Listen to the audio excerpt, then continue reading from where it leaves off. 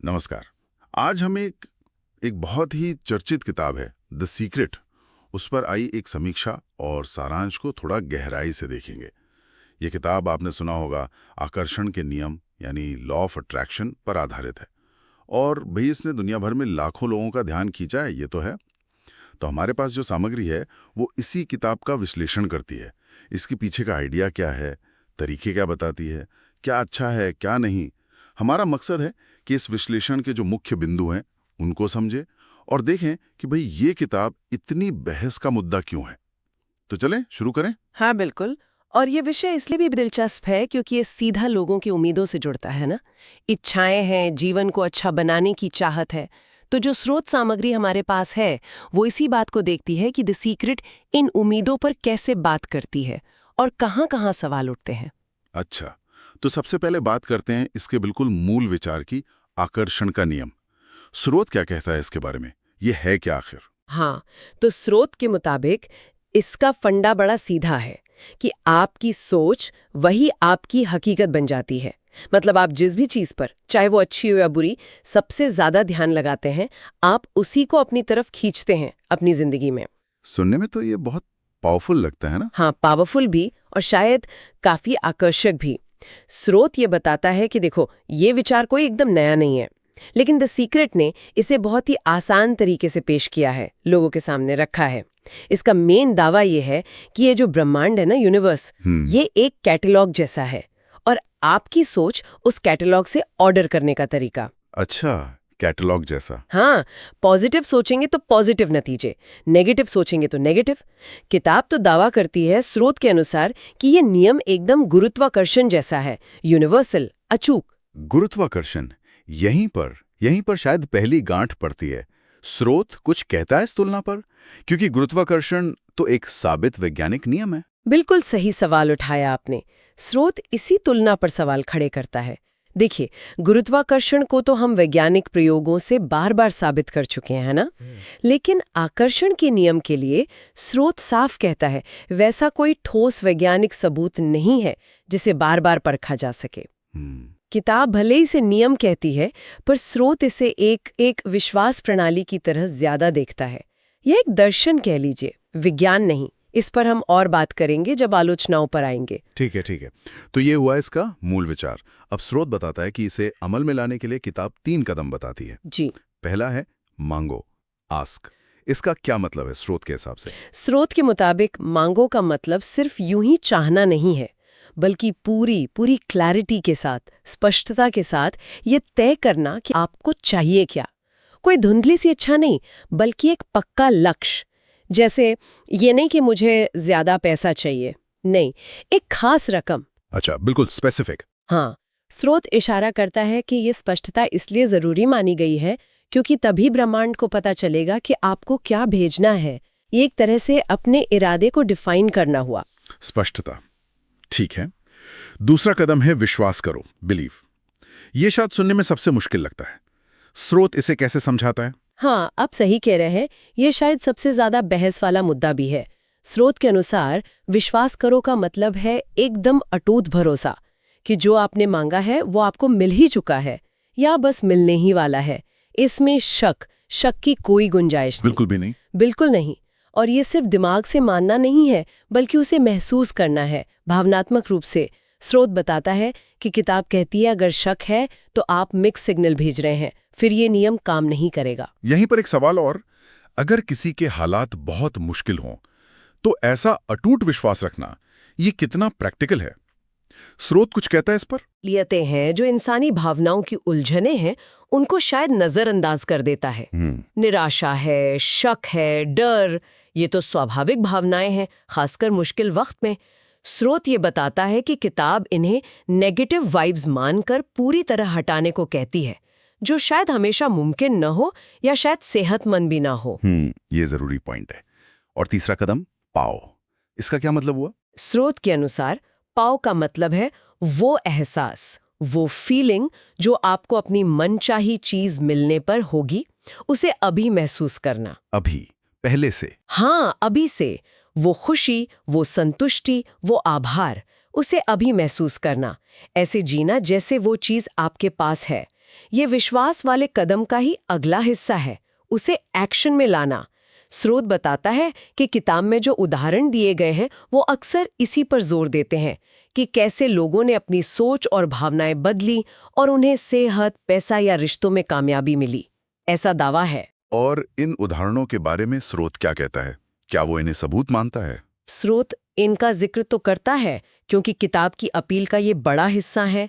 ये कहानियां लोगों को प्रेरणा देती हैं, बिल्कुल। हाँ, कहानियां तो असर करती हैं। बिल्कुल, लेकिन स्रोत साथ ही ये भी साफ करता है कि ये व्यक्तिगत किस्से हैं, एनेक्डोट्स। ये कोई वैज्ञानिक प्रमाण नहीं है।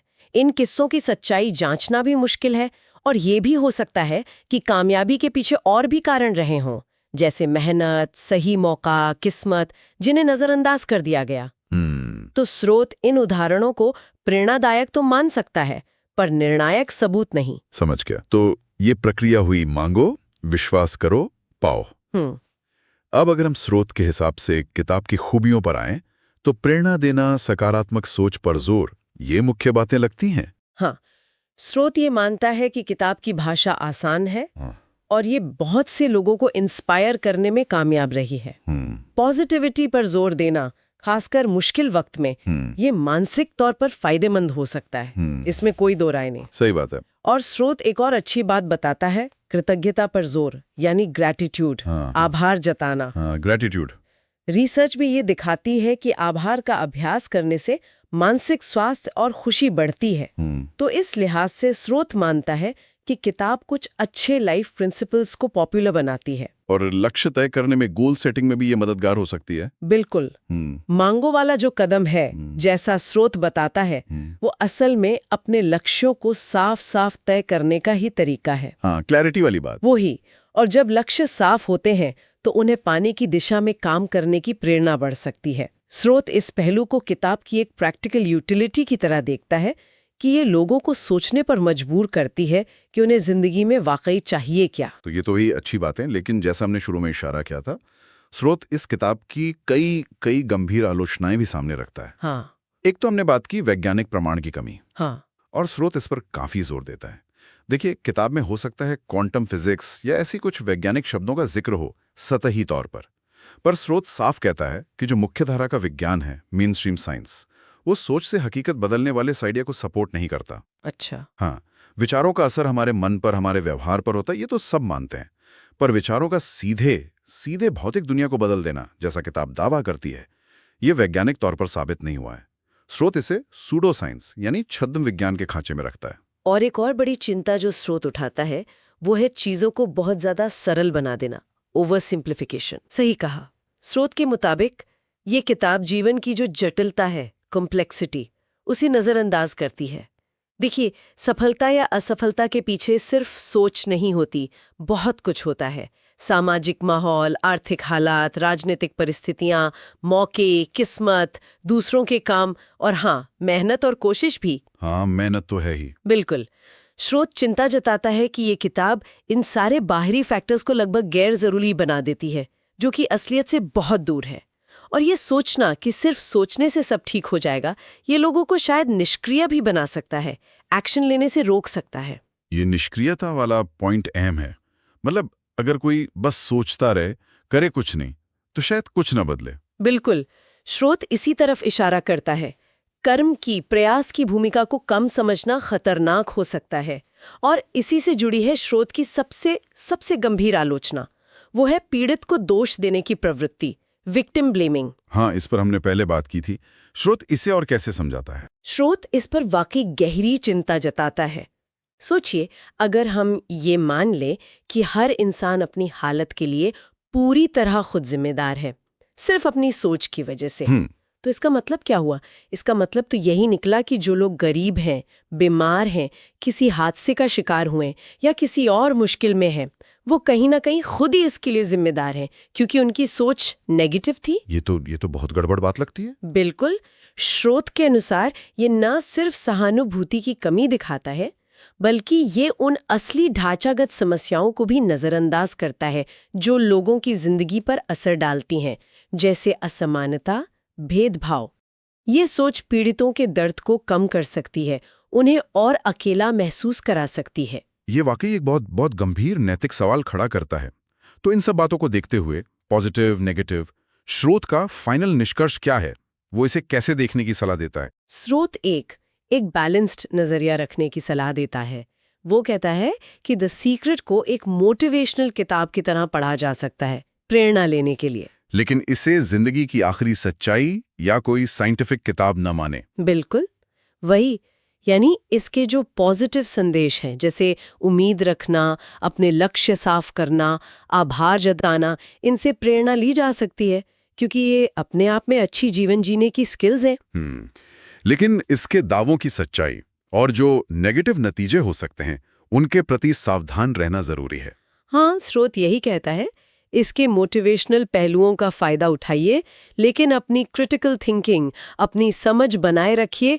ये समझिए कि जिंदगी सिर्फ सोच से नहीं चलती, कर्म, बाहरी हालात और कभी-कभी किस्मत भी अपना रोल निभाते हैं।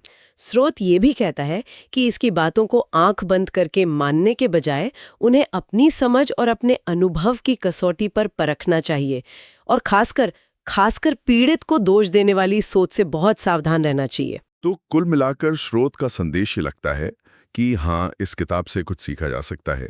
पॉजिटिव रवैया, लक्ष्यों पर फोकस, पर इसे यथार्थवाद और दुनिया की जो असलियत है उसकी समझ के साथ बैलेंस करना बहुत जरूरी है। आपने बिल्कुल सही समझा।